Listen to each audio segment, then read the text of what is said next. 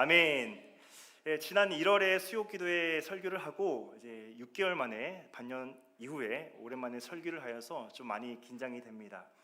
또 설교를 하다 보면 많은 피드백들이 들어오는데 그 중에 하나가 제가 좀 흥분을 하거나 제가 좀 기분이 좋아지면 말이 좀 빨라지게 됩니다. 그래서 좀 말이 빨라지면 아무런 반응이 없으면 좀 상처받으니까 아멘으로 화답해 주시면 내가 지금 말을 빨리 하고 있구나 라고 제가 생각을 하고 천천히 말씀을 전하도록 하겠습니다. 네, 감사합니다. 네, 우리가 성경에서 사랑장을 찾으라고 하면 거의 대부분 이렇게 말씀할 것 같습니다. 고린도전서 13장을 말씀할 수가 있는데 우리가 잘 아는 구절이죠. 믿음, 소망, 사랑 중 그 중에 제일은 사랑이다 라고 우리가 잘 아는 구절이 있는데 많은 분들이 그렇게 말씀할 것 같습니다. 사랑장은 고린도전서 13장이다 라고 말할 수 있겠지만 저는 개인적으로 이 사랑이 언급된 횟수를 우리가 좀 살펴보면 오늘 본문 이 4장에 나와 있는 진짜 이 사랑장이라고 할 수가 있겠습니다. 오늘 4장에 우리가 전체 살펴보진 않았지만 4장에서 사랑이라는 구절이 15개 구절이 있고 사랑이 총 27번이 언급되어 있는 것을 보게 됩니다. 오늘 본문에서는 사랑이란 이 단어가 가장 많이 말할 뿐만 아니라 이 진짜 사랑의 출처를 밝히는데 바로 참사랑이신 하나님이심을 강조하고 있는 말씀을 하고 있습니다. 우리가 이 세상에서 우리 여러분들께서는 우리 가요, 대중가요를 잘 아시리라 생각이 듭니다. 아니면 또 유행가를 잘 아실 텐데 수많은 유행가나 또 여러 가지 가요들을 듣다 보면 사랑이라는 주제를 가지고 노래를 많이 부를 때가 있습니다. 또 많은 시인과 작가가 사랑을 그려내지만 그것을 좀 자세히 들여다보면 오히려 지나치게 자기 중심적인 사랑이거나 감정 중심적인 경우가 너무나 많이 있는 것을 우리가 보게 됩니다. 많은 사람들이 사랑을 강구합니다. 나를 사랑해줘, 나를 봐줘 라고 갈구하고 사랑에 목말라 하지만 아무도 그들을 영원히 만족시킬 참 사랑의 출처를 알지 못하고 있습니다. 자, 그러나 세상은 알지 못하지만 저와 여러분들은 잘 알고 있습니다. 어떻게 알 수가 있겠습니까? 바로 참사랑이 되시는 하나님께서 육신을 입고 이 땅에 오셨을 때에 사도 요한은 그분을 보니까 은혜와 진리가 충만했다라고 요한복음 1장 14절에 또 자세히 기록이 되어 있습니다. 그렇기 때문에 예수님을 아는 그 지식, 우리는 그분이 나타내신 그 하나님의 참 진리 그리고 참 사랑을 아는 자들이 바로 저와 여러분들 그리스도인이라는 것을 우리가 기억하였으면 좋겠습니다. 그런데 오늘 본문에서는 그 사랑을 아는 자마다 보이는 특징이 있다라고 말씀하고 있습니다. 우리가 나누는 사랑이 있는데 참 사랑이신 하나님과 우리의 관계를 확실하게 증명하는 기준이고 또 하나님과 누리는 영생의 사귐을 더 풍성하게 만들어주는 방편이기도 합니다. 오늘 본문의 시작을 어떻게 시작합니까? 우리가 7절에 보는 바와 같이 사랑하는 자들아 라고 시작을 하고 있습니다. 또 우리가 읽진 않았지만 1절에 보면 사랑하는 자들아 라고 시작을 하고 있습니다. 사도 요한이 누구입니까? 우리의 자식, 우리의 아들이라는 별명을 가졌던 사람이 바로 사도 요한입니다. 그만큼 다혈질에 사랑이 부족했던 제자가 사도가 바로 요한이었습니다. 그런데 우리가 아는 바와 같이 사도 요한은 사랑이라는 단어를 제일 많이 사용을 하였습니다. 사도 요한은 주님께서 사랑하신 또한 자신이 돌보고 있는 사랑하는 성도들을 향해서 사랑하는 자들이라고 부르고 또 사랑을 권면하고 있습니다. 우리가 서로 사랑하자. 사랑은 우리가 서로 실천해야 될 일이고 계속해서 반복적으로 순종해야 될 명령이다라고 말씀을 계속하고 있습니다. 21절에 보면 요한은 이 계명, 곧 서로 사랑하라는 이 계명을 주님께 받았다라고 말씀하고 있습니다. 그런데 요한이 말하는 사랑은 세상에서 정의하는 사랑과 다릅니다. 세상에서 정의하는 사랑은 나를 사랑해줘, 자기 중심적인 사랑, 관심받고 싶어하는 사랑밖에 없습니다. 그런데 오늘 말씀에 나와 있는 요한이 말하는 사랑은 다른 것에 속한 것이 아닌 하나님께 속한 것임을 계속해서 말씀하고 있습니다. 물론 모든 종류의 선하고 아름다운 사랑이 하나님으로부터 흘러나온 것이 맞긴 하지만 요한은 그 하나님과 나와의 관계 속에서 흘러나오는 그 참 사랑에 대해서 주목하고 있습니다. 사랑하는 자마다 하나님으로부터 나서 하나님을 알고 더 나아가 하나님의 자녀인 저와 여러분들이 서로 나누는 그 사랑이 하나님으로부터 났고 또 하나님과 친밀한 관계 속에서 또 친밀한 사귐을 누리는 자에게 공통으로 발견되는 사랑, 그것이 바로 하나님께 속한 사랑이다라고 말씀을 하고 있습니다. 사랑하지 않는 사람의 특징이 있습니다. 어떤 특징이 있냐면 나만을 바라봐달라는 그러한 사랑, 자기중심적 사랑. 하나님은 사랑이신데 하나님께 속한 그 사랑을 품어내지 못하고 하나님으로부터 흘러나왔던 그 사랑을 발견하지 못한 사랑이라면 그는 하나님과 예전부터 관계가 없는, 하나님을 알지 못한 사람임에 틀림이 없습니다. 이 자리에 계신 저와 여러분들 모든 한 사람 한 사람이 하나님의 사랑, 예수 그리스도의 사랑을 품고 지금 나아가고 계십니까? 우리는 하나님을 믿는다라고 말을 하고 있습니다. 또 자신하고 있고 나름 우리가 교회 안에서 신앙생활을 열심히 하고 또 이 자리에 계신 우리 모든 성도님들께서는 수십 년간 이 동네 질교의 자리를 지키셨습니다. 하지만 유독 사랑이 부족한 성도들이 분명히 있을 것입니다. 그 특징은 무엇이냐? 오래 참지 못하고 쉽게 화내고 거칠게 말하고 남을 배려하지 않고 항상 자기 유익만 구하게 되는 사람이 사랑을 알지 못하는 사람들의 특징입니다.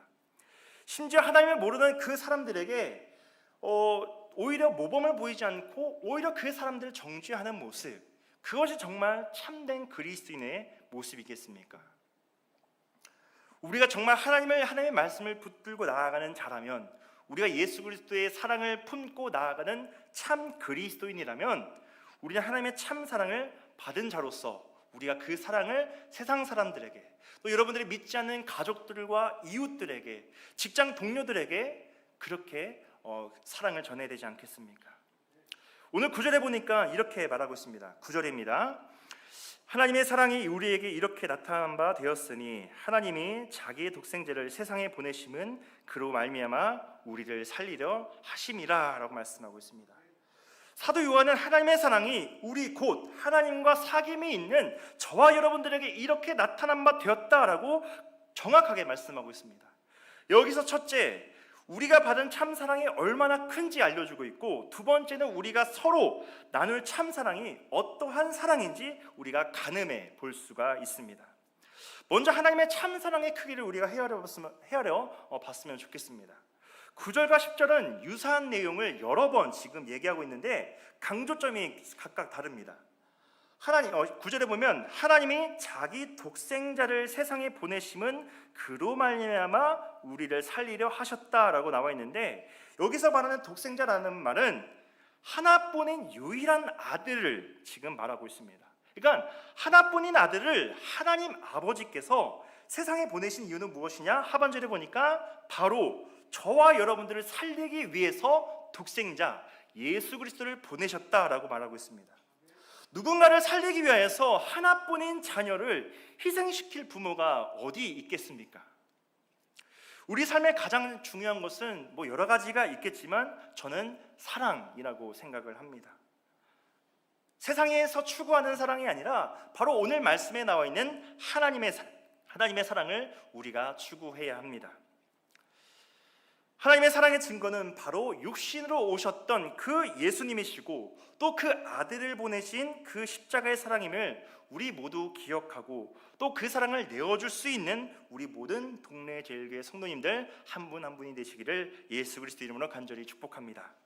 이어서 10절에 보니까 사랑은 여기 있으니 우리가 하나님을 사랑한 것이 아니오 하나님이 우리를 사랑하사 우리 죄를 속하기 위하여 화목제물로 그 아들을 보내셨다라고 말씀하고 있습니다. 하나님의 참 사랑의 시작을 지금 말씀하고 있습니다. 사랑은 여기에 있으니 우리가 하나님을 사랑한 것이 아니오 하나님이 우리를 사랑하사 우리가 열심히 그분을 사모하고 찾아서 그 대가로 사랑을 베푸신 것이 아니라, 사도 바울이 말한 것처럼 우리는 원래 하나님의 원수, 죄인의 신분이었습니다.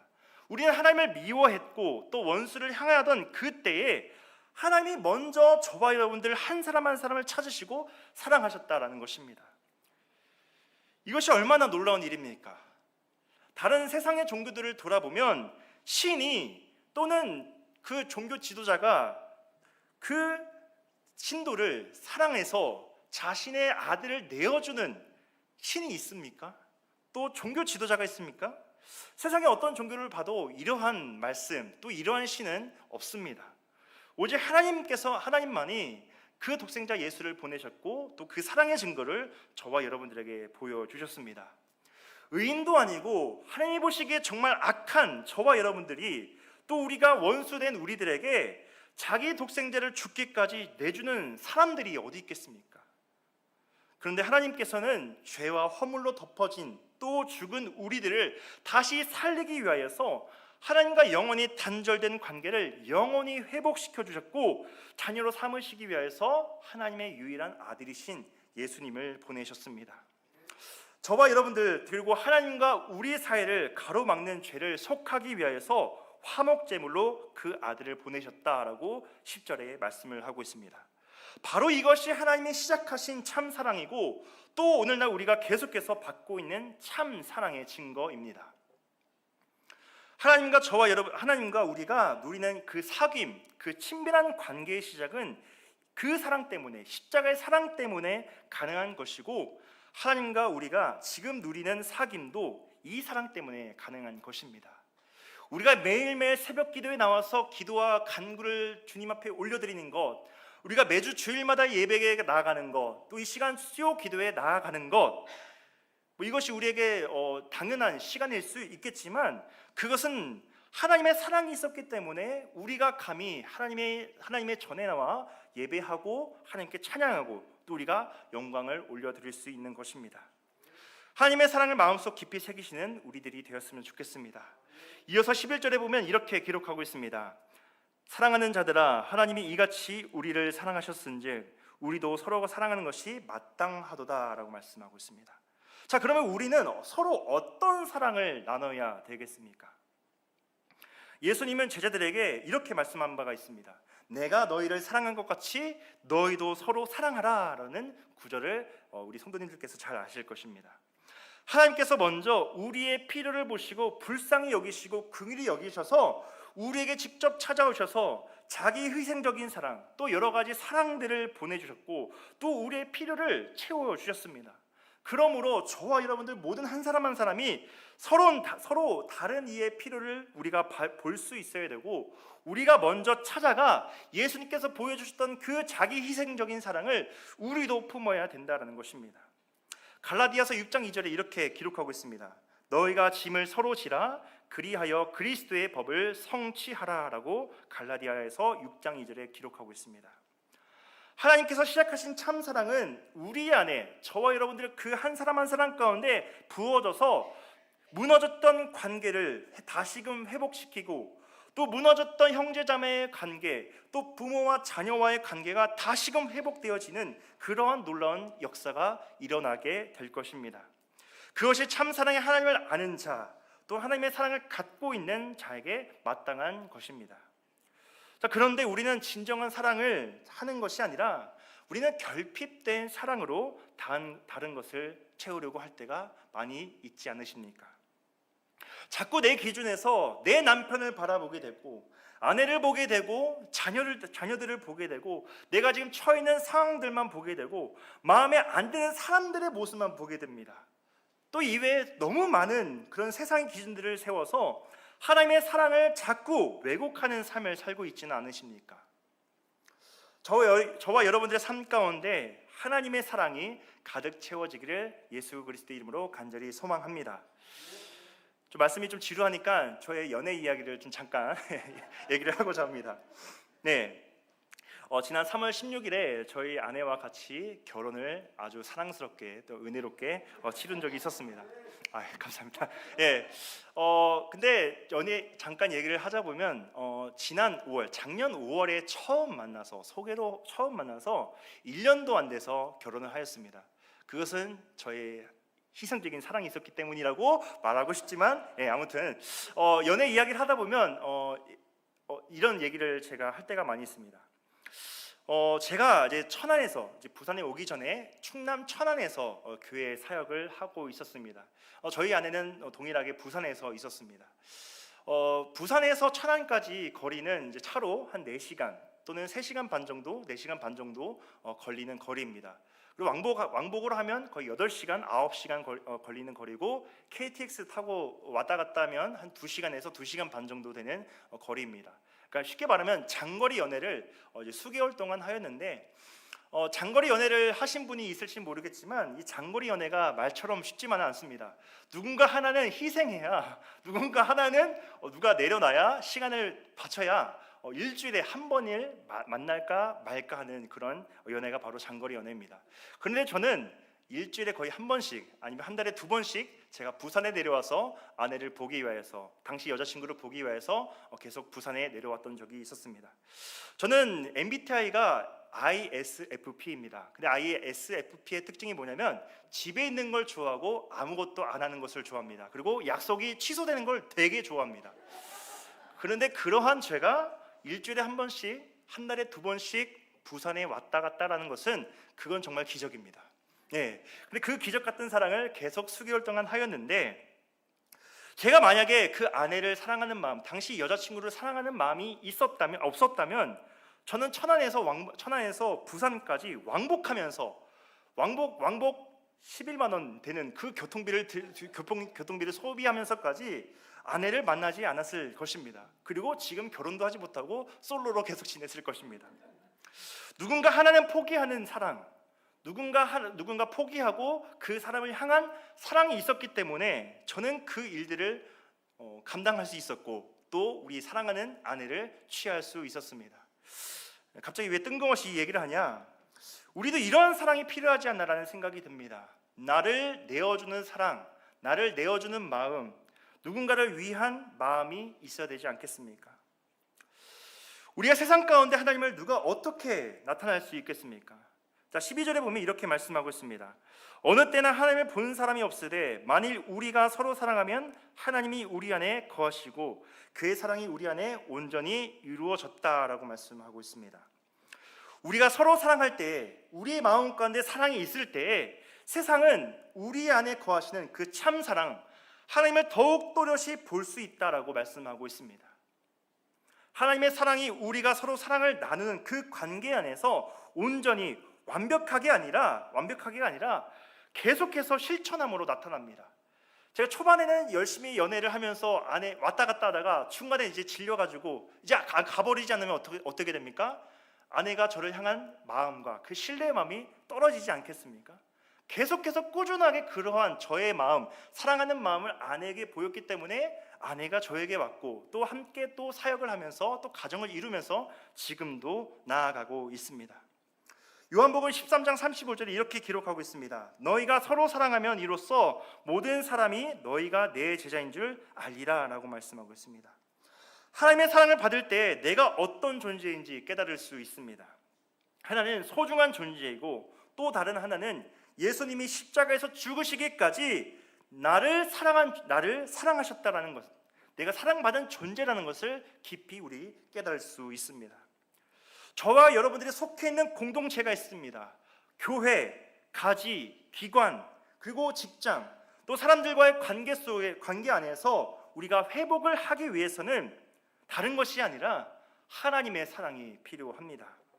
먼저 저와 여러분들의 그 열등감, 자존감을 높이셨으면 좋겠습니다. 근데 이 말을 문자적으로 들으면 교만해져라 라고 들을 수가 있는데, 그게 아니라 하나님의 사랑을 충분히 받는다면 내가 나의 자신을 열등감에 빠지는 것이 아니라 오히려 하나님의 사랑을 전하기 위해서 애쓰게 되는 그런 모습을 우리가 보게 될 것입니다. 오늘 말씀을 통해서 저는 하나님의 사랑을 전합시다, 하나님의 사랑을 우리가 행동에 옮깁시다, 더 나아가 우리가 교회 공동체 안에서 서로 사랑하는 성도들이 됩시다라고 이제 겉으로 말씀을 드릴 수 있겠지만, 저는 좀 현실적으로 좀 여러분들께 말씀을 드리고 싶습니다. 먼저 우리의 교회를 사랑하셨으면 좋겠습니다. 또 우리의 가정을 사랑하시길 바랍니다. 또 내가 속해 있는 공동체를 사랑하셨으면 좋겠습니다. 또 나를 이끌고 있는, 나를 말씀으로 양육하고 있는 우리 목회자를 사랑하셨으면 좋겠습니다. 서로 사랑할 수 있는 모든 성도님들이 되시기를 예수 그리스도 이름으로 간절히 축복합니다. 근데 삶을 살다가 보면 정말 우리가 고난과 역경에 빠지다 보면 이런 생각이 들 때가 많이 있습니다. 하나님께서 정말 나와 함께 하시고 계시는가? 나는 정말 하나님과 관계를 맺고 있는가? 라고 계속해서 우리가 질문을 할 때가 많이 있습니다. 또 의심이 들 때가 있습니다. 그런데 그것이 알고 싶다면 그 답은 한 가지입니다. 서로 사랑하면 된다는 것입니다. 13절에 우리가 읽지는 않았지만 13절에 나와 있는 바와 같이 하나님의 성령, 그 성령을 우리에게 주셨고, 그러니까 완료형으로 이제 원어가 나와 있는데, 우리에게 이미 사랑을 주셨기 때문에 우리가 그 안에 거하고 그가 우리 안에 거하시는 줄을 안다라고 13절에 고백하고 있습니다. 또 성령 하나님께서 우리 안에서 사랑의 열매를 맺게 하신다라고 또 갈라디아서 5장 22절에 또 자세히 기록이 되어 있습니다.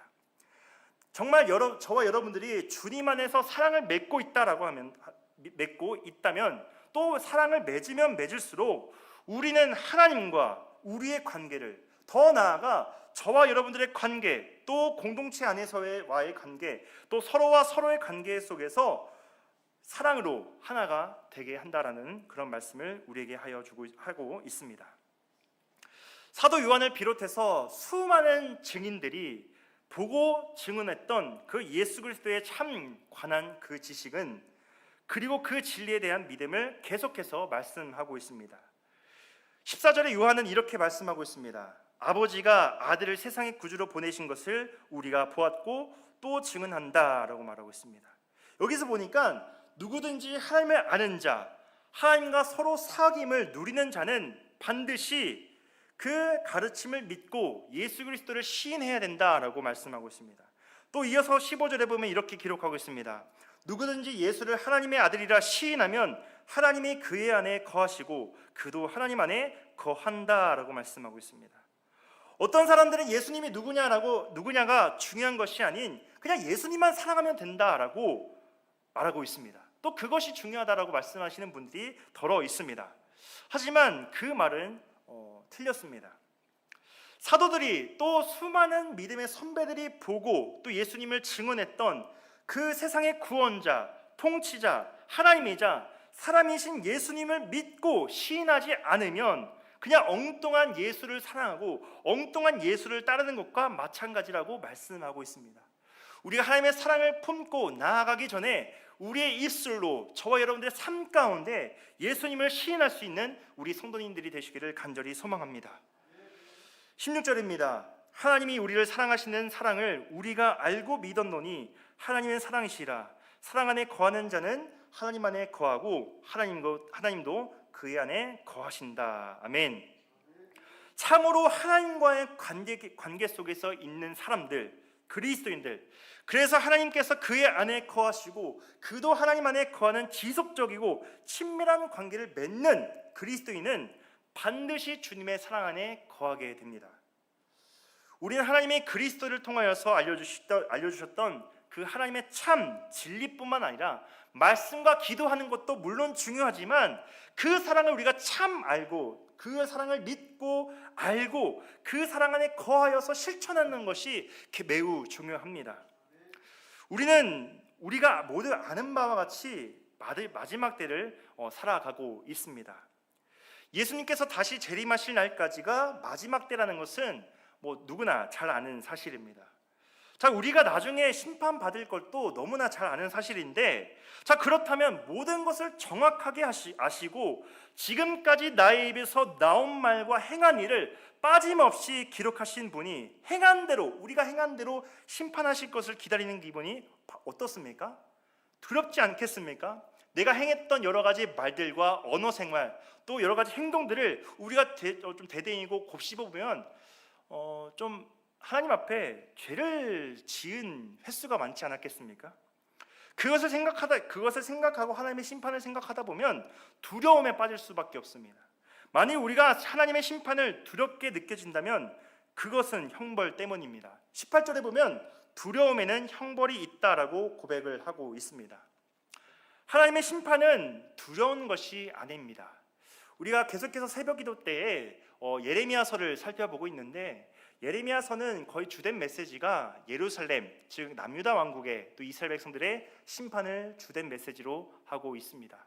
그 예레미야서의 겉에 메시지를 보면 하나님은 너무나도 무도하시고 또 자비가 없으시고 그냥 그저 이스라엘 백성들을 벌하시기 위한, 심판하시기 위한 하나님이신 것을 우리가 겉에 메시지를 보게 되는데, 그 속을 들여다보면 이스라엘 백성들은 수도 없이 하나님의 말씀 앞에 배신하고 불순종했던 이스라엘 백성들을 향하여서 계속해서 수많은 선지자를 통해서 말씀하였지만 이스라엘 백성들은 듣지 않고 오히려 하나님의 말씀에 불순종하고 오히려 그 바벨론의 침공 속에서 하나님께서 그 위기를 대처할 방법을 예레미야 선지자의 입을 통하여서 수도 없이 말하였지만 그런 방법을 선택하지 않았습니다.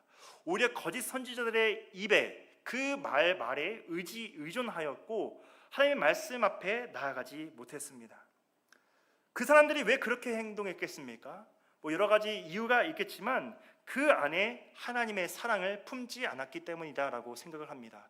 그래서 오히려 두려움에 빠졌기 때문에 세상의 방법들을 찾게 되고, 하나님께서 직접 말씀을 하시고 그 방법을 그들에게 제시하였지만 그것을 쌍그리 무시하고 오히려 세상의 방법들을 추구하고 오히려 세상의 모든 지식들을 추구하여서 나름 방법을 택하고 선택하였지만 결국 이스라엘 백성들은 바벨론에 의해서 멸망당하게 되는 것을 새벽 기도를 통해서 계속해서 보고 있습니다. 지금 우리가 하나님의 말씀을 들었을 때 두려움이 있다면 우리가 다시 우리가 담대한 믿음을 가지고 우리가 나아갔으면 좋겠습니다. 하나님의 심판이 두려움이 아니라 오히려 담대함을 가지게 할 수 있는 것이 무엇입니까? 바로 다른 것이 아닌 하나님의 사랑입니다. 물론 우리가 서로 사랑하는 그 행위를 내세워서 하나님의 심판에 면할 수 있는 것은 아니지만 우리가 예수님을 믿기 때문에 심판을 받지 않고 또 예수님의 십자가의 그 사랑이 저와 여러분들의 모든 죄의 빚을 이미 해결하셨고 예수님을 믿는 참 그 증거가 서로 사랑하는 것임을 알게 되었고 또 우리가 깨닫게 되었고, 그래서 우리가 교회 안에서 공동체 안에서 서로 사랑할 때에 우리는 그 심판날에 두려움보다는 담대한 믿음을 가지고 나아갈 수 있다라고 고백하고 있습니다. 17절에 보면 이렇게 말씀하고 있습니다. 이로써 사랑이 우리에게 온전히 이루어진 것은 우리로 심판날에 담대함을 가지게 하려 함이니 주께서 그러하심과 같이 우리도 이 세상에서 그러하다라고 말씀하고 있습니다. 예수님께서 이 땅에 계실 때 하나님 아버지께 두려움을 가지고 나아갔던 것이 아니라, 십자가의 사명을 감당했던 것이 아니라 담대함을 가지고 예수님께서 길을 걸으셨습니다.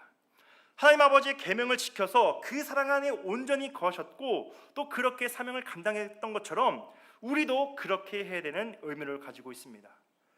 우리 안에서 서로 사랑하는 그 예수님의 말씀, 하나님의 계명을 지켜서 우리가 예수님의 사랑 안에 거할 때 우리는 그 안에서 온전한 사랑이 저와 여러분들 가운데 있는 그 두려움을 내쫓게 되는 것을 보게 될 것입니다. 우리가 서로 사랑할 때 우리는 두려움이 없고 심판날에 오히려 담대함을 가지게 될 것입니다. 하나님의 사랑은 늘 준비되어 있습니다. 또 끝까지 우리를 사랑하십니다. 그만큼 우리도 그 하나님의 사랑을 실천하셨으면 좋겠습니다. 내 마음의 문을 닫는 것, 하나님의 사랑을 거절하는 것만큼 무서운 것은 없습니다. 구약 성경에 나와 있었던 수많은 이스라엘 백성들의 행적들, 또 신약 시대 때 나와 있던 여러 사람들을 봤을 때 그 사람들은 오히려 그 마음의 문을 닫고 하나님의 사랑을 거절하여서 결국 예수님의 사랑을 깨닫지 못했던 그 유대인들처럼 살아가는 것이 아닌 우리의 자아를 하나님 앞에 내려놓고 하나님의 사랑을 품고 우리가 나아갔으면 좋겠습니다. 하나님의 나라는 사랑이 넘치는 곳입니다. 자, 우리가 이 오른쪽에 보면 우리 교회 비전이 수년 동안 있는데 말씀과 삶을 나눔으로 하나님의 나라를 드러내는 교회, 이렇게 우리 동네질교에서 이제 주제를 가지고 있는데, 또 우리 교회 비전인데 우리가 정말 말씀을 통해서 삶을 나눌 때에 지금 하나님의 나라를 드러내고 계십니까? 그냥 그저 맹목적인 말씀과 삶을 나누는 것은 그냥 그저 그때만 그냥 말씀을 나누는 것이지 끝까지 그 열매를 맺지 못하게 됩니다. 말씀과 또 삶을 통하여서 나눌 때 그 안에 사랑이 없다면 그게 과연 진정으로 나눔이 이루어질 수 있겠습니까?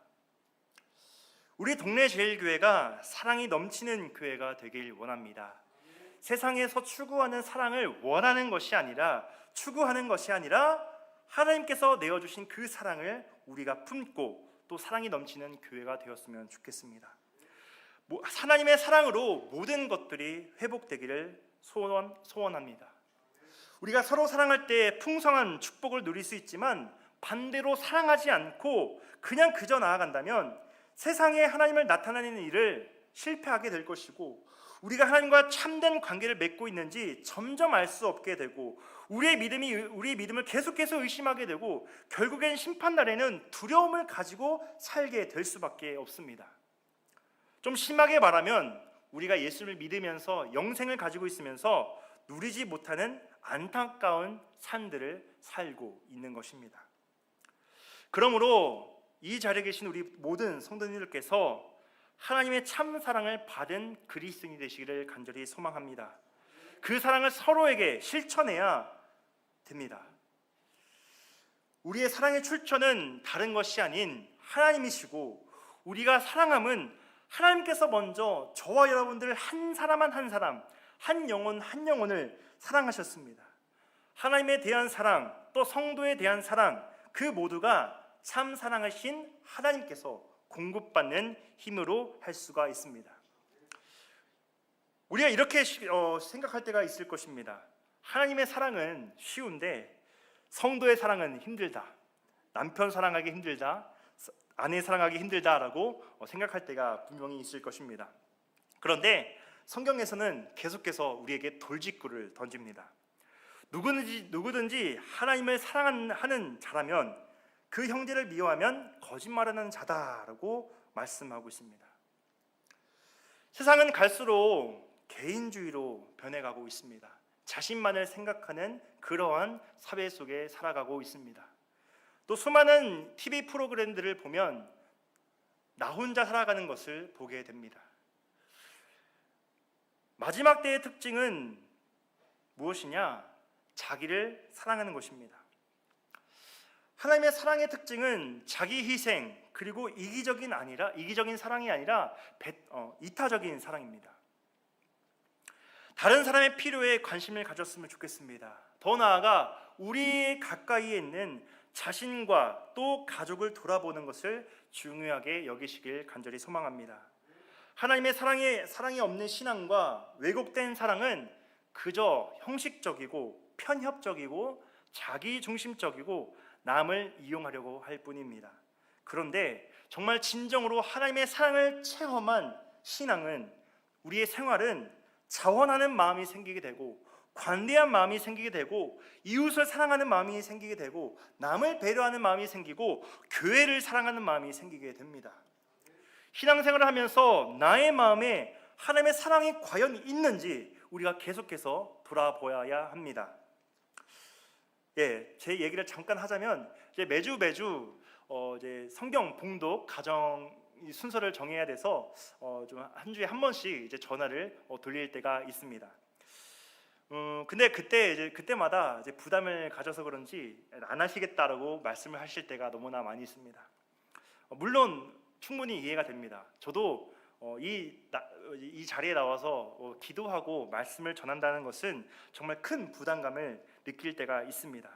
그런데 정말 하나님의 사랑을 체험한 자라면, 정말 하나님의 사랑을 참 아는 그리스도인이라면 누가 시키지 않아도 자원하는 마음으로 교회 봉사에 참여하게 되는 것이고 또 교회 일을 기뻐하는 마음이 생기게 됩니다.